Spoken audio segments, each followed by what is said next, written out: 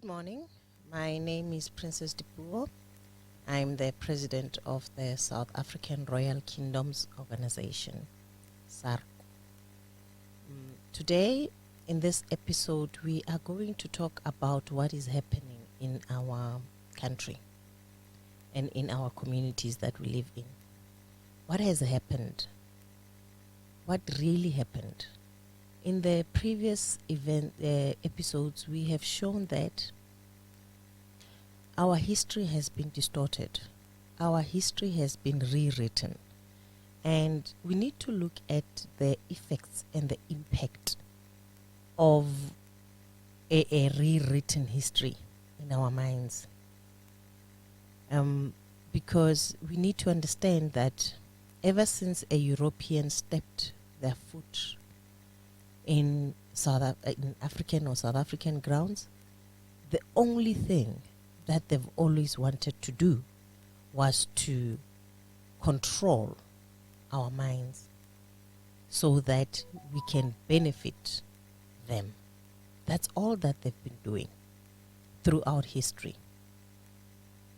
That is why they had to rewrite our history. That is why we had to forget who we are. Let's think about this thing. Let us be open-minded and think about it. Europeans in the world only constitute 10%, and Africans constitutes 90%. And how did the 10% manage to control the 90%? How did the 10% manage to take over the world? And the 90% is like docile. It's like the doormats. It's like they do not see what is happening. It's like they do not have the capacity to change what is happening. In our previous episode, I have shown a research that was done that showed that an African person is sitting at 9 when it comes to intelligence, whereas all other races are sitting at 6.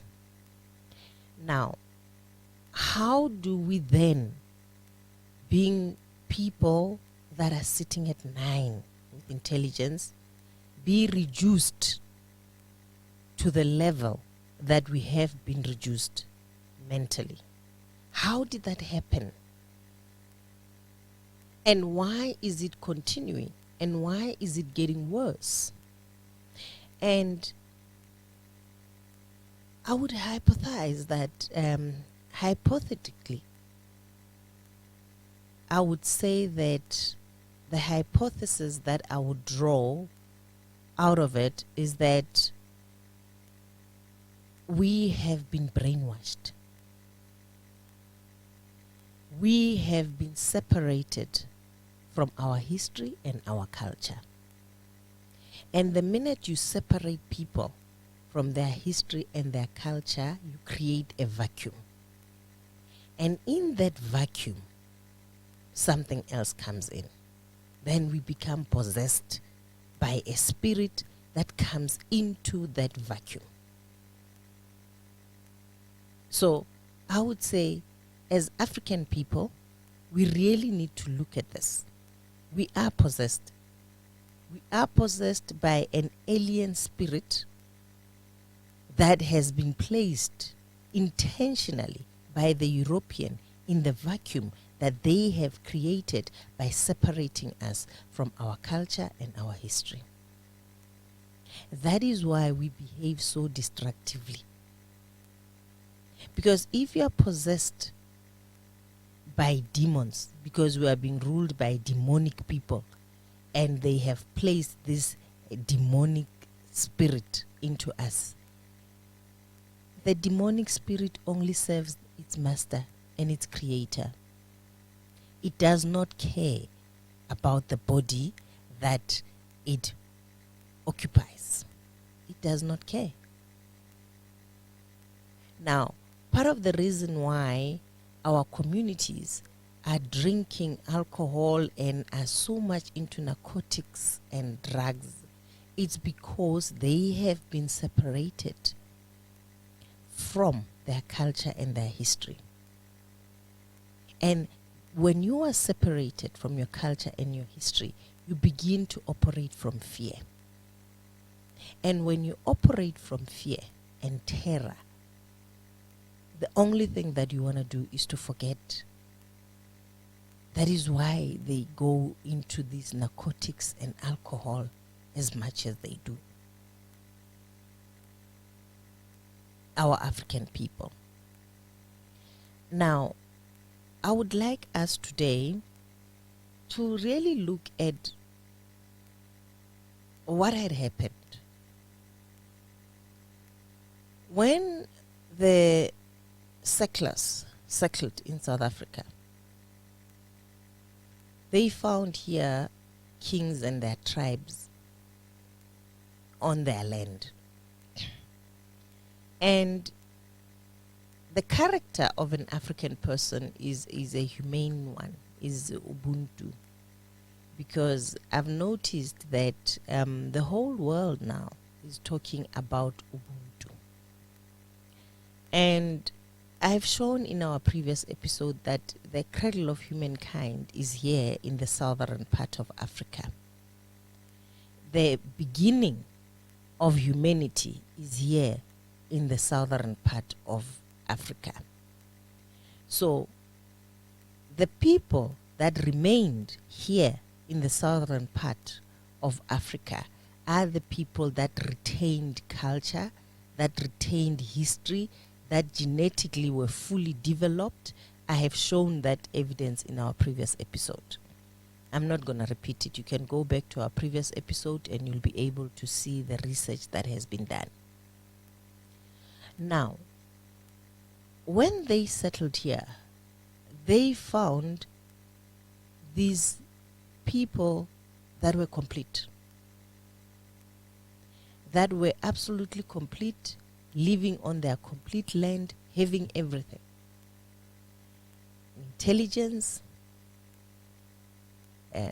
agriculture, minerals under our earth, under our ground. We have all the minerals. I mean, South Africa is said to have 42 natural mineral resources.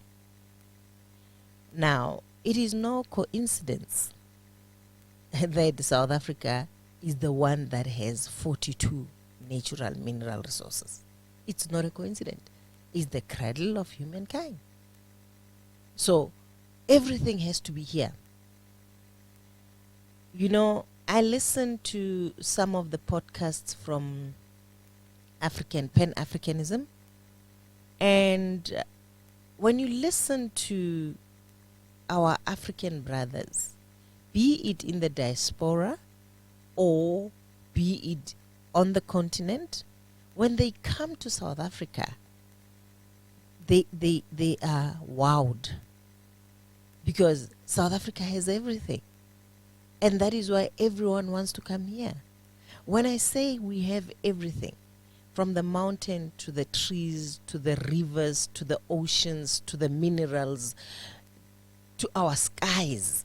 You know, I was so shocked the other day that this lady from the Pan-African, one of the Pan-African podcasts, she came to visit South Africa for the first time and went to Lesotho. I've often said Lesotho is South Africa because it's a country within a country. So she even went to Lesotho. She was just amazed by the beauty. She, you know, when she described it, she said, when you are in South Africa, you can literally touch the clouds. She was even explaining the experience that she had with our rain and the hail that we had. And it gave me an idea that everything that we have here, it's different. Our environment is different. Our weather is different. And I then began to realize, why is it that we as South Africans had to be subjected to such devastating mind control. Mind control from the Europeans, and our African brothers from over the river takes advantage of that fact, because they now are looking at opportunities. For them, it is an opportunity to take over. That's why they're calling us names that they're calling us. They themselves are destructive. In our previous episode, I have shown that the people that go on social media and talk about South Africans, they don't really understand the history of South Africa prior to 1994. They don't understand it because it is the youth mainly. And our history has been distorted. The whole of African history, the whole of the 54 countries, the history has been distorted by the Europeans, by the 10%. Because the whole of Africa has natural resources. The whole of Africa is rich. The whole of Africa is beautiful. So the 10% had to control the 90%, which is Africans. Now, because our brothers over the river found independence before us, way before us, some of them as early as the 1960s, now they have experienced some of the experiences before us. So they've actually walked the journey prior to us. But instead of them saying, we've walked this journey, we know the outcomes, you can do this differently, they see that as an opportunity to take over. And yet they want us to call them brothers.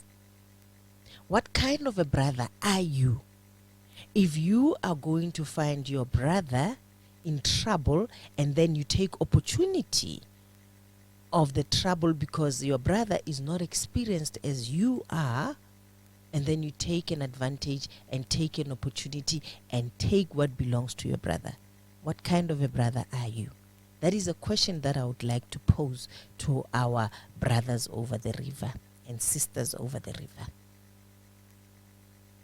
However, let us come back to where we are in South Africa. When they came, the settlers, they found us here with our tribes and our kings living harmoniously, connecting with the earth, connecting with nature, understanding the divine the way we did, communicating with our Creator through nature, being part of the Creator through nature, respecting everything that nature has to give, making sure that we respect our environment. We do not contaminate our rivers. We do not contaminate our oceans. We are very sensitive to nature because nature is part of us. We are part of nature. So if we contaminate the nature, we are essentially contaminating ourselves. When they found us, we were in that state. Very spiritual being, very connected to nature, very connected to the Creator, living in tune with who we are, knowing ourselves. They walked in because cleanliness is next to godliness. Love is God. God is love. Love is God. That's who we were.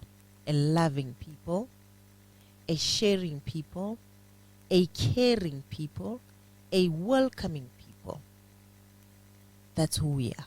So when they came asking for water, because they were going to the Indian Ocean to go to India to buy spices, they needed a water change. When they saw this, they saw us, they saw our environment, they saw our nature, they could breathe fresh breath. They then said, no, we need to settle here. And these people will be easy to conquer because they have welcomed us warmly. Why are they so friendly? When we were being humane, where we were being ourselves, where we were being godly, they were seeing a loophole that we can be colonized easily. And they did that successfully so. They introduced Christendom to us. Because remember, in our previous episode, we have shown that we didn't name it Christianity. But Christianity is our way of living as an African people. So they took that, our way of living, and they wrote it down, and they created Christendom. They created doctrines, Christendom, doctrines, they politicized it, they call councils, they make decisions on this book that they wrote, this historical book that they wrote, which is called the Bible. Someone said in the radio change, one of the listeners that side, when they were commenting, in one of the comments when we were talking about the Bible, he said, you must go into the bookshops and check where you will find the Bible. You know, the bookshops have got labels. It will be fiction, history, psychology, personal development, and all those. And she says, go and check in which shelf you will find the Bible. And I was anxious. And I thought it will be history. Because for me, Bible is a historical book. It's people that were writing their history. So I thought it will be history. To my amazement, it's actually found in the fiction shelf, which means it's a fictional book according to bookshops. Remember, according to me, it's a historical book, but when you go to the bookshops to go buy it, it's a fictional book. Now, they brought this historical book to us, and they brought this white Jesus that was painted by Michelangelo, his cousin, through the Council of Nicaea that decided which books will go into the Bible in the 5th century.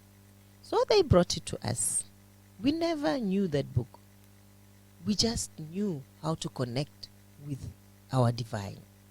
We just knew how to connect with our Creator in our own way, because He created us.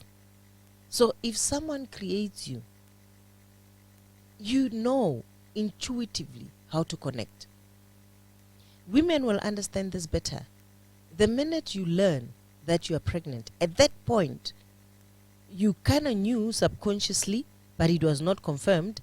But the minute it's confirmed, at that time, you connect with your baby. You know, that is the process of creation. So you connect with your Creator intuitively, without any external forces or any external influence. It's an entirely internal process. Now, that is what we knew. So they introduced this external creator. This creator that is physical. This creator that you have to perform certain rituals to connect to.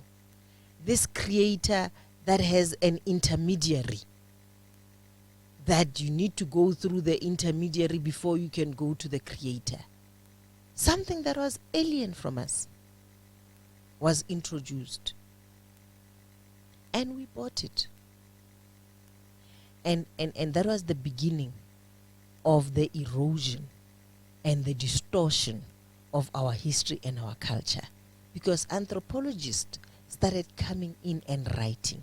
And remember, these anthropologists were Europeans.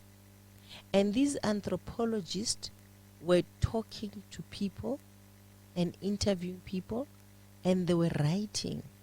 And because the people that were interviewing them did not understand their writing in whatever language that they're writing, be it French, English, Greek, whatever language that they're writing, and you're not 100% sure, the narrator, you're not 100% sure that the author is actually writing exactly what you are narrating. That's number one. Number two, the language barrier. It's an European and an African. An African is speaking a Bantu language, and a European is understanding whatever European language that they come from. And the words there, the understanding and the interpretation of the words as they write. So the European will write his own interpretation and his own understanding of what is being narrated. That's the second way that our history was distorted. The third way was deliberate. Because if you knew who you were, and you are a 90%, and Europeans are a 10%, and they want to rob you of everything that you've got, and they also want you to be their servant, they then have to find a way of distorting your history so that you are lost. So the other way was pure a distortion on their part. Because remember, Europeans will never do anything for us that benefits us. Everything that they do is to their benefit. That was the beginning of mind control, to write and distort our history and bring it back to us and say, this is what has happened. You know, the other day I was listening to a speaker. I was in a meeting, sadly family meeting, and we were trying to correct our family tree. And one of my cousins boldly stood up, because we were the whole family. The whole hall was full. A family from Namibia, family from Botswana, family from Lesotho, family from South Africa. We were all gathered in this one at home. And we were in a hall at the Royal Council. And now my cousin stands up and he says, you know, when we are talking about history, we need to understand that research has been done, and historically, this is a person that is talking about our history, I mean family history. He is talking about researchers that are Europeans, that have written books, that have submitted to the government. And he's saying, no, those were researched, and they were audited, and they're authentic. And I'm thinking, how much brainwashing has gone into the African mind for you to think that a researched book that was written by a European actually can make more sense rather than oral history that we have in our archives. You are bringing in a European research arguing authentic oral generational history. Now, how sick is that? How sick is that? How much does a person has to be brainwashed for them to think that their elders, when they were passing down this history, they were passing down history that was not correct? The history that is researched by a European is the correct one.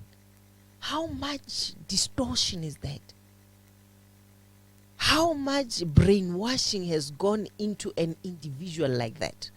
And sadly, the majority of us are like that. The majority of South Africans have absorbed European education, and they think it is fact. The majority of South Africans have absorbed the history from this historical book and they think is fact. And now the very facts that we think, the lies, because it is not fact, it is lies. We have been brainwashed to actually think that the lies are the truth and the truth is a lie. It was the strategy of the European to get us to that state. And I must say he has succeeded. Because we are in that state. We believe lies to be truth and truth to be lies. If someone comes with the truth, it is a lie. If someone comes with lies, it is the truth because it comes from a European. It is a lie because it came down generations through oral history. Therefore, it's a lie. But when you go around the country and you go around caves, you find writings that confirms the oral history. For some reasons, those writings are not recognized. They're not. What is recognized is what is written in the books. Let us go to our education system. Why are we having our children being the way they are from our generation? Because when they managed to colonize us and they took over everything, there was a revolt. We started fighting against the white. Fast forward from 1652, from 1906 with the last war of the Bambata Rebellion, the first war being the Khoi War of 1659, and the last one being the Bambata Rebellion of 1906. That's when kings were fighting, literally fighting for the land with their communities. Now the revolutionary movement was formed, and we said let's go through a different route instead of fighting and making, and so many people have died, maybe through a different way that was introduced, by the way, by priests. Because remember, when the 10% came, when the seculars came, they actually started with the missionaries. They taught them how to read and write, and they could read, they could write, so they managed to talk to kings and queens and royal houses to say, no man, this method of fighting physical battles, we are losing a lot of people, there's a lot of bloodshed. There's a new way, let us look at this way of negotiating. And the kings said, okay, it's fine, let us look at that, and they formed the revolutionary movement. And for those that do not know, the African National Congress was actually formed by kings. And kings sent, they literally sent, they gave them a mandate. They sent priests to say, because you can read and write, go there and do this method of yours and bring back our land. It was all about land. It was all about land and dignity for the people. And they said, bring back our land. Of course, you know what happened. They failed to do that. They're still failing today. But there was a revolutionary. After the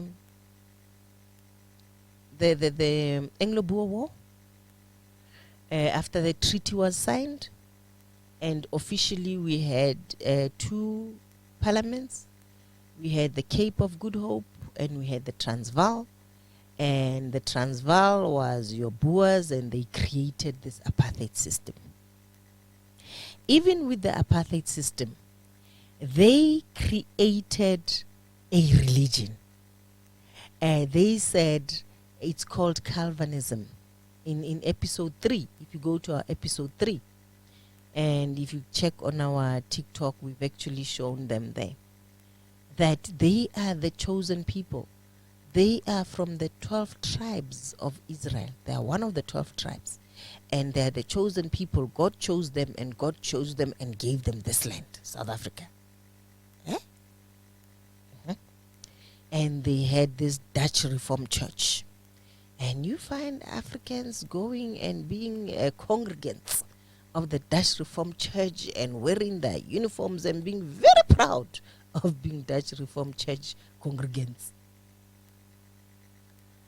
Now, we were given this Bible, this holy scriptures. And remember, every religion has its holy scriptures. Christians will say the Bible is a holy scripture. Muslim will say the Quran is a holy scripture. The Bhagavad Gita is a holy scripture for the Hindus. So everyone has their holy scriptures. Now, we were given this is a holy scripture, and we are now subjected to church. You find today kings are members of the church. A king would be a member of the Roman Catholic Church. Roman Catholic Church, meaning that king is worshipping the doctrine of the Roman city. Now, this person is a king in South Africa, member of the Roman Dutch Church, member of the Roman Catholic Church, member of the Dutch Reformed Church, a king. Great, let's just look at this brainwashing. Let us just look at our brains today.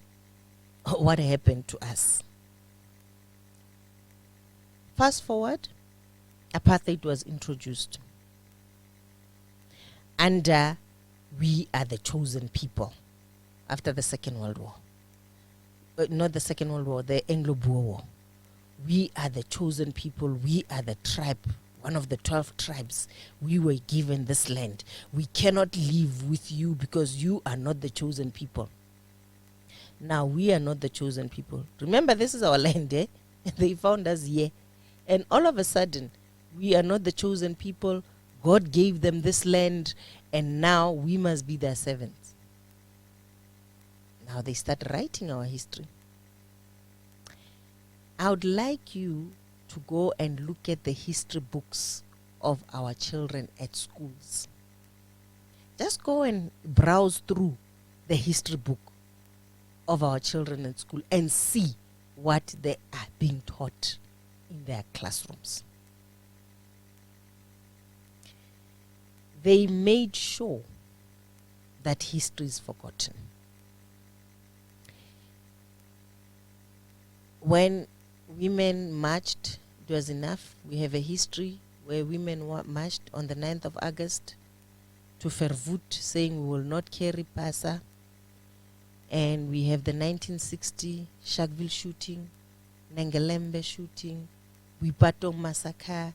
You don't find those in the history books. You don't find those in the history books. And that is our history. We have the 1976, when we're saying we will not be taught in Afrikaans. Afrikaans will not be a medium of standard of education. We were supposed to learn in Afrikaans, and youth said no. And the youth of 1978 took arms. And at that time, from when women were marching on the 9th of August, when youth was saying no to Africans on the 16th of June, when Sharpeville shooting happened in 1960, 21st of March, when all those events were happening, when 1984, September the 3rd, the 1984 civil movement, Val civic movement started, when we started seeing a person being burned live in South Africa in 1984 with the Val civic movement starting the rebellion in 1984, the 3rd of September.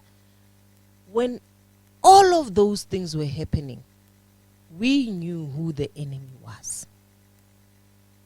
We were united. we were very, very clear who the enemy was. Now, today's youth and today's history is designed to wipe out all of those historical events that had happened. Because when you talk to our children today, I'm a researcher, I would call youth and I would ask them a simple question. Do you know what happened on the 3rd of September 1984? No, they don't know. Let us get something clear. History is not only about historical events and dates. It's not about that. History is about the past, the present, and the future. You cannot have the future without the past. So if you want to have a future, if you need to understand where you're going, you need to understand your past. And you need to understand your past exactly the way it is, without distortion. And you need to understand why certain events were happening at that time. Our children need to understand why is it that the women took the very babies that they were taking care of. Remember, our mothers were domestic workers in white people's houses. They raised their children. Because white people at that time would shoot to kill when you were black, because you were an animal, you were not a human being. They didn't care when they shot you. The women knew on the 9th of August that they might be shot. So they decided to take these very babies of these white settlers and put them on their backs, baba paper, and they went to march with them. Now, when the Boers had to shoot, if they're going to shoot that, they will be shooting their own babies because they had their babies on their backs. Brilliant African women. To say for them not to shoot us, and for us to get there peacefully, let us carry these children of theirs. If they shoot us, they're literally killing their future, their children. Our children do not understand that. And you know what that means? It means that at that time, our minds were intact. The women that strategized that much, that organized that much, they looked at every detail that we might get shot. So they put in checks and balances because their minds were working properly. They knew the mind of the enemy. Therefore, because they knew the mind of the enemy, they could counteract the mind of the enemy to say, the enemy might respond this way. Therefore, we are going to do this so that he does not respond that way. So, sequential logical thinking was there at that time because they understood who they are. They understood who the enemy was. They understood how the enemy thinks. Today, our youth do not understand how the enemy thinks. They cannot analyze situations. They cannot look at a situation, analyze it, and say, this is where this is intended to go. Our logical minds have been destroyed.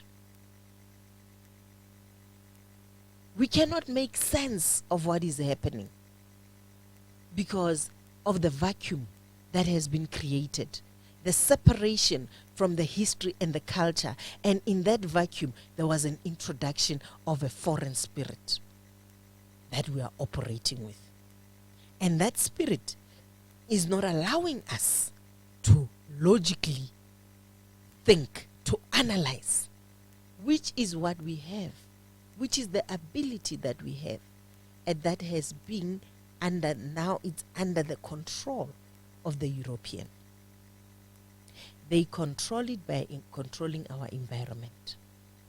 They control it by controlling our media. They control it by the inputs that goes into our mind, because your mind gets an input and then it takes out an output into the environment, and it takes back that output as an input from the environment. And that is what they have succeededly, ingeniously managed to do with our minds. When we got 1994, our independence, so-called independence, the white people, because they knew that the mind works with the input and then an output that goes to the environment and then back into us, they made sure, even during apartheid, they demarcated and secluded us. You go to Pretoria. Pretoria was the capital city, was the parliament, where Transvaal parliament. If you look at the locations in Pretoria, the distance between Pretoria location and Pretoria town is 60 k's, 50 k's. That's how far they wanted us, and they and excluded us, so that they make sure that there's a clear distance and division. All right? In 1994, we said enough, we are going to live together. We moved into these suburbs. And what happened to the majority of people that couldn't move into suburbs? They systematically, the Europeans systematically made sure that the environments that you find Africans are deteriorating, so that all that the environment is doing to the mind is to bring in this deterioration. Is to say, the environment is to say to the mind, you are a nothing. When you come into a place and you find it well, you deteriorate it. Now we ourselves are beginning to say, why is it we as African people, when we get to a place, we make sure that we deteriorate it? We can move into a suburb and it's well maintained. The minute we move in, the suburb actually deteriorates. We do not understand. That is the reprogramming of our minds. It is not our natural state. We have been reprogrammed that way. And now we are taking our children, we are saying we want our children to get white education. You can never get white education when you are black. Never. The education system is designed to create an African that is a servant to the white man. You can go to your vets universities, to your UCTs, and you say, no, you walked out there with the high class white education. No. You walk out of there being a servant, a highly educated servant to the white man.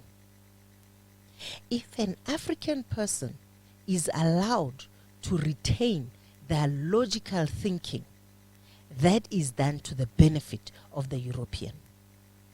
If you look at all of those that have gone and gotten the high education, they are being alienated from their communities. They are what we called South African middle class. South Africans' new bourgeoisie. They are alienated from their communities to the benefit of the European. That brilliant mind, who is it serving? It's serving the Europeans, not your African people. Now that is not white education. Because you know what white education is? White education is you take care of your own. You live on your own. You make sure that you suppress the 90%. You have your own industries. You have your own wealth. You steal from others' wealth. You manipulate others. You mind control others. That is white education. For as long as you cannot use your skills and abilities to uplift your communities, you have not received white education. When we talk about high unemployment rates in South Africa, we're talking about unemployment amongst Africans. White people are not unemployed. I remember years back on the morning live show, there was an Afrikansman and an African professional. The topic that morning was about unemployment in South Africa. And this white man was adamant that they, the ones that controls the means of the economy, the ones that owns factories, they will never hire black people. It doesn't matter how educated they are, they will never hire them. And the government will never tell them who to hire in their companies. It was, I remember vividly, it was morning live show. You know, I sat there and I listened to this white man. And I said, this white man is telling the truth. If you have a business, you choose who you employ. And government cannot tell you who to employ. And if they choose that they're not going to employ Africans, it doesn't matter whether you're educated or not, they're not going to employ you. They will do that. It is their business. It is their companies.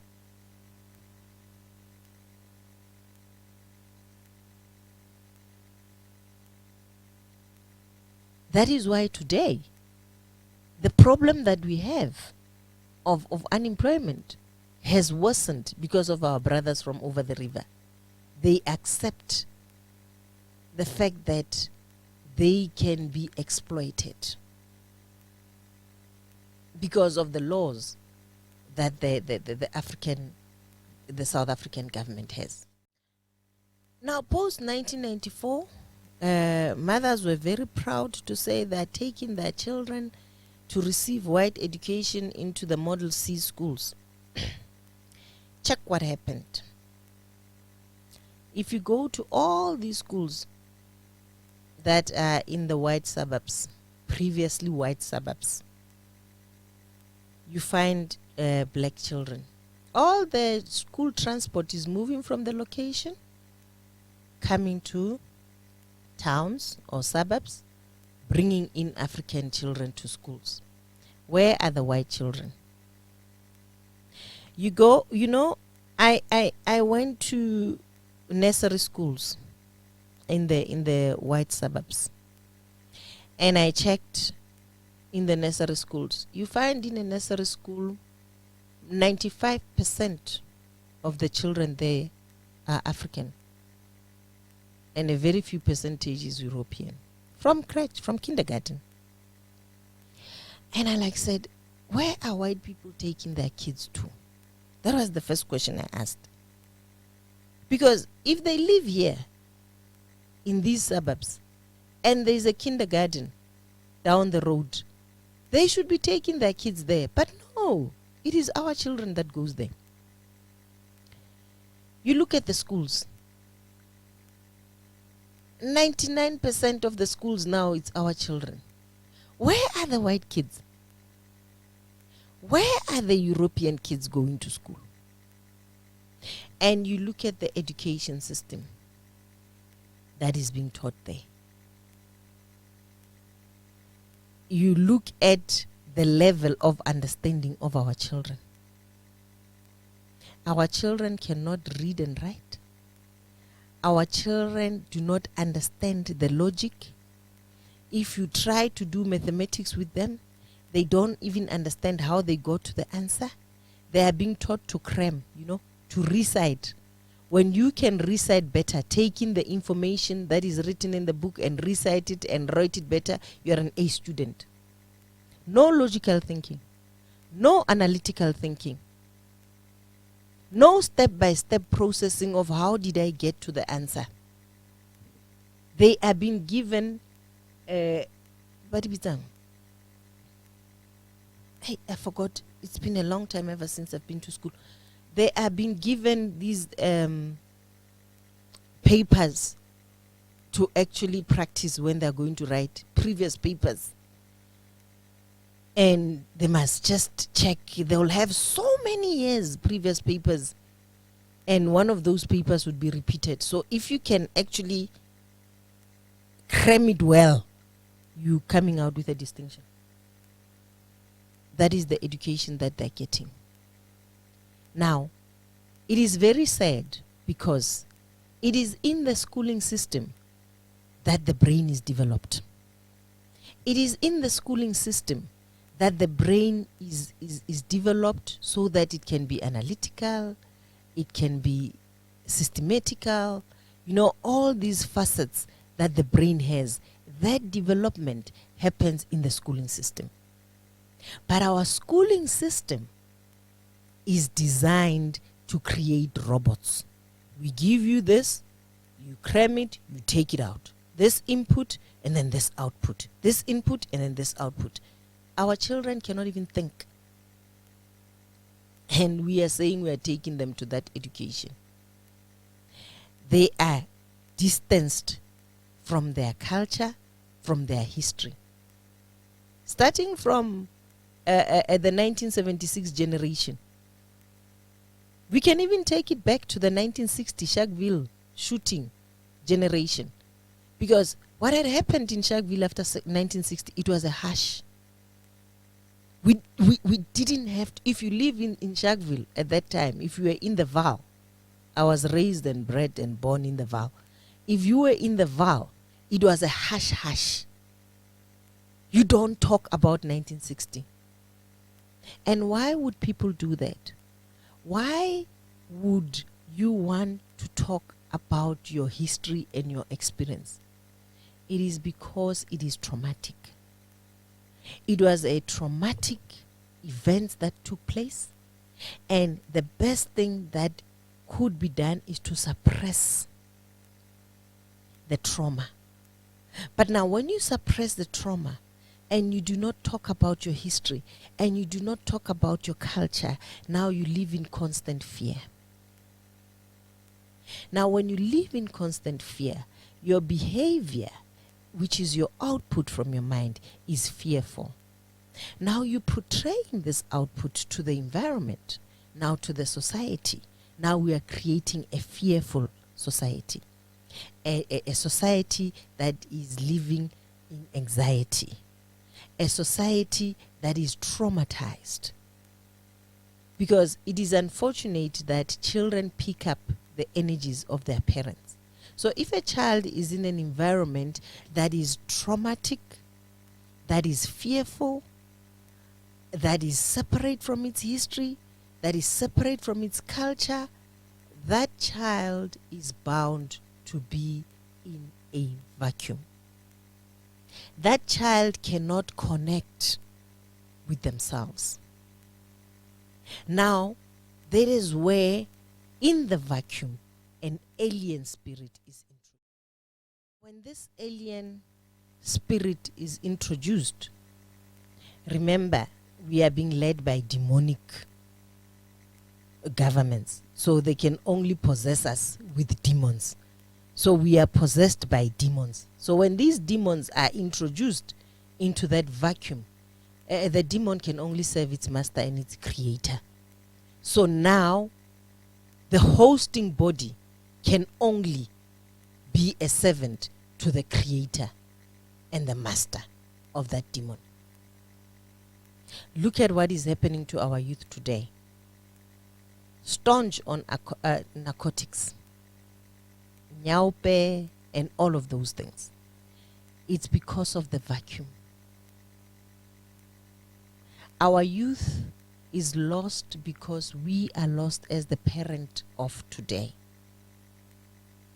The 1976 parent is lost because the 1976 parent has been alienated and removed from their history and their culture. Everything is artificial. We had to adopt everything European.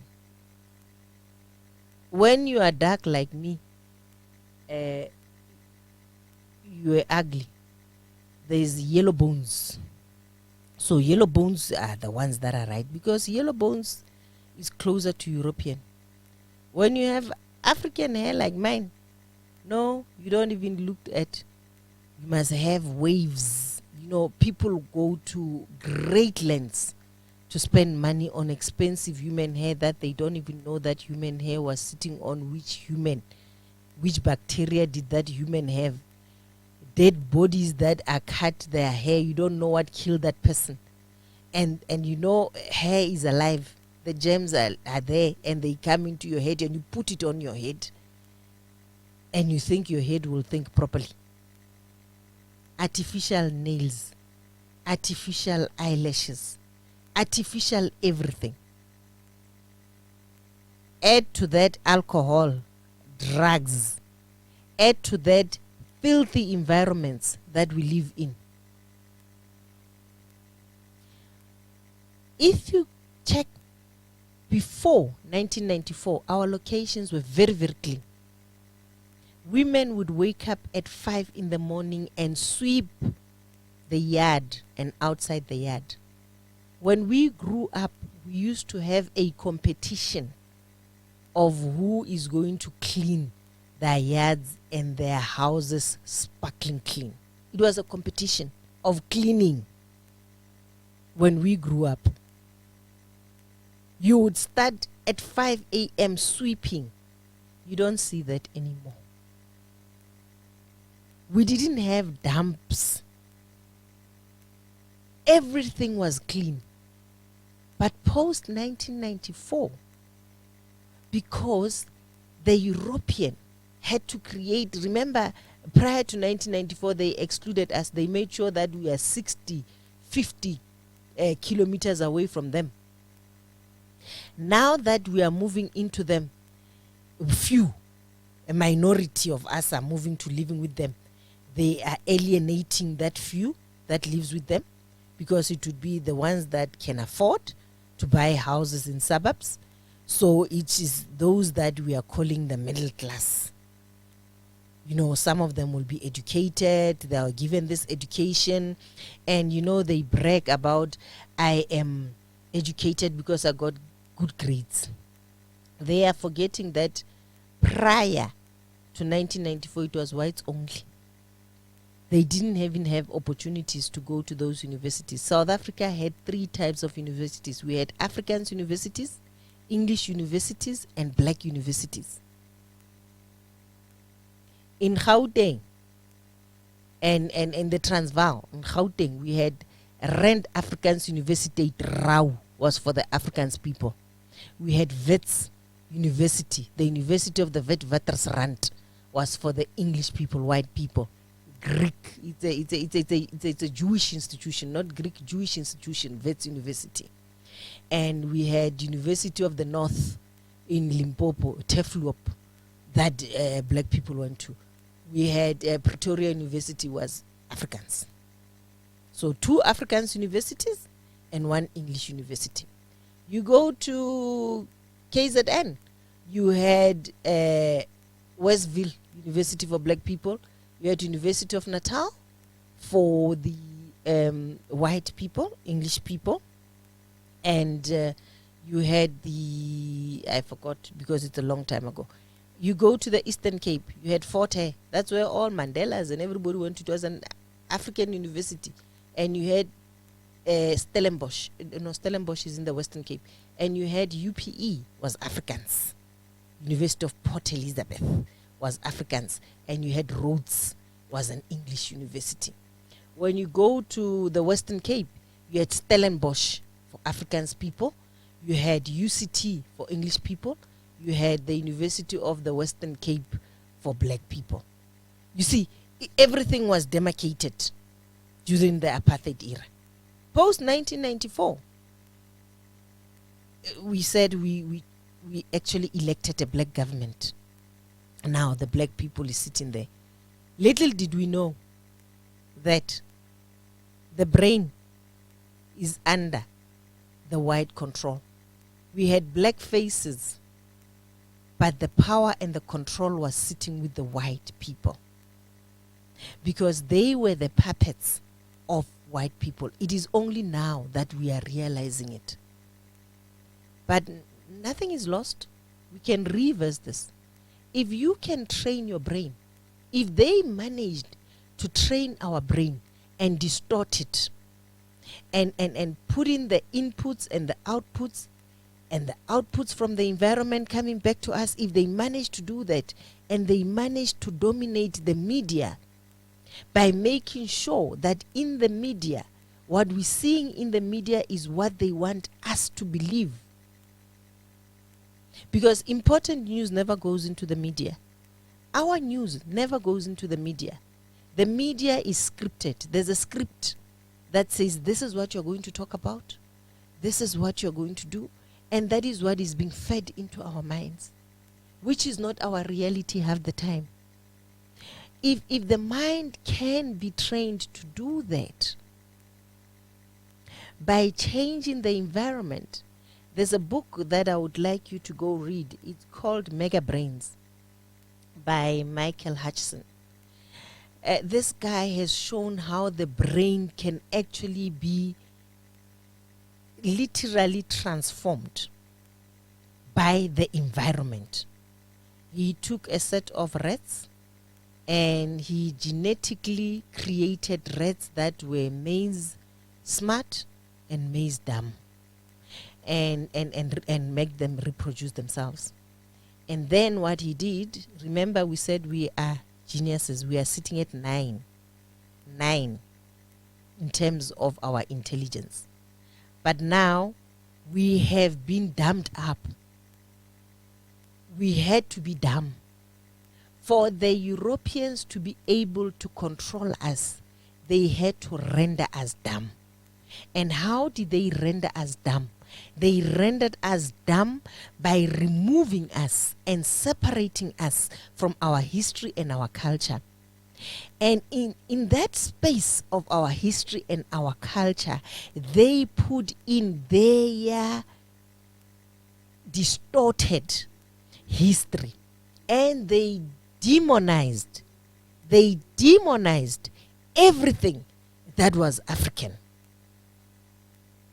Now, when we look at our culture, we only see demons in our culture. Everything in our culture was demonized. Yet, they are the ones that introduced a demonic spirit in the vacuum that they have created. Can you see how mind-controlled we are? And can you see how the Europeans took their time in controlling our minds? And we are in that mode. But I'm saying, if we are able to genetically be controlled, that the mind can change and become what it is alien to what it is, we can reverse that situation. The situation is reversible. And how do we begin to reverse the situation? Is to start by the inputs that we are putting into our brains. Because remember, our brains, it takes the input and brings out the output to the environment, and the environment brings back as an input.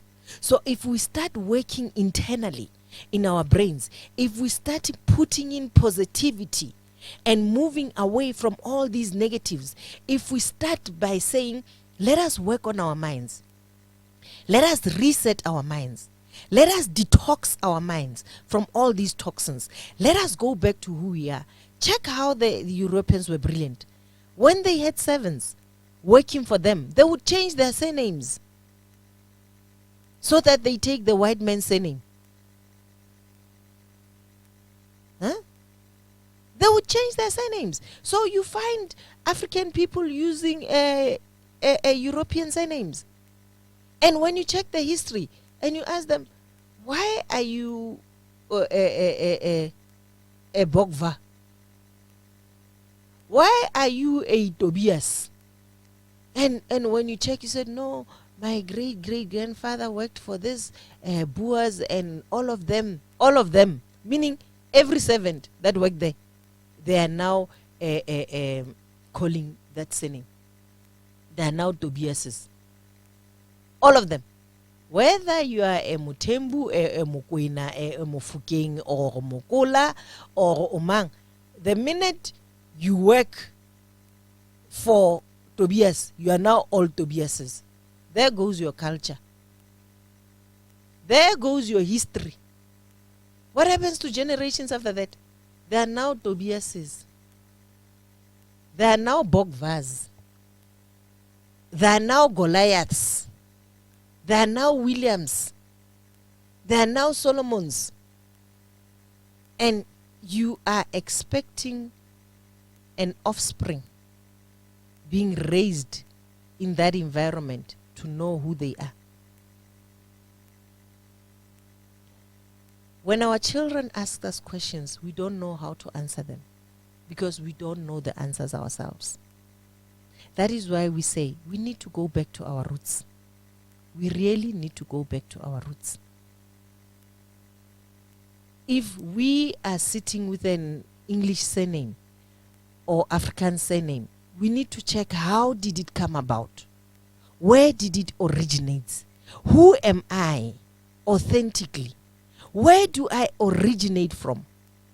And you would be shocked to realize that you are a brother from over the river and you are busy saying the brothers over the river, they must go.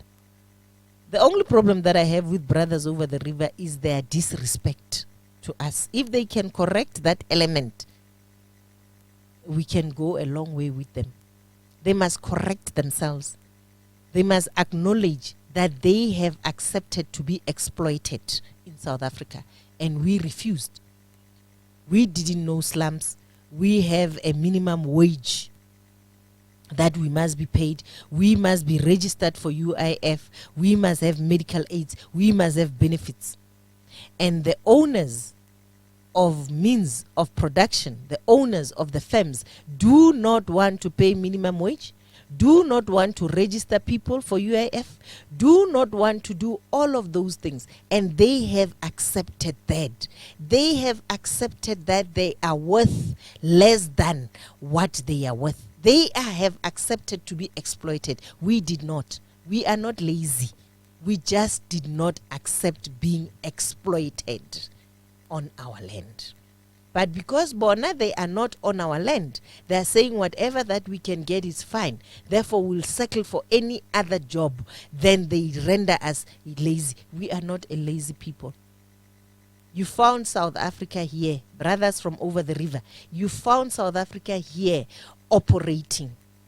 You found industries in South Africa operating. If they were migrant workers, they were to a minimum and they had work permits. They were controlled. They were not illegal. And therefore, the owners of productions could not actually exploit them to that level because they were legal and they had permits. So when you are crossing the river illegally so, and you are accepting exploitation to yourselves, do not label us as lazy. Say we are accepting to be exploited. You don't. Don't say we are lazy. We are not. You found our country being sparkling clean. No one selling in the streets. Very disciplined. And you brought in all this ill discipline that you learned because you got your independence. You got mind controlled before us. And it was practiced to you before us. And now you want to remedy your mind control by us. No. No, you must be corrected. Brothers from over the river, you must be corrected. You must know who you are yourselves. And you must go back and reconnect. And you must go back and fight for your lands in your countries. You must go back and fight for economies in your countries. Much as we must fight here for our lands because we don't have any other home. We must fight for our lands here. We must fight to reconnect ourselves with our Creator. We must fight to actually correct the mind control, reverse it here. You must do the same in your countries. You must. It is a must. Who then is going to correct your countries if you want to come here, all of you, and flock here? It can't be correct, guys. It can't. Let us continue next week with mind, mental health, because the subject today was mental health. Let us continue next week. Thank you very much.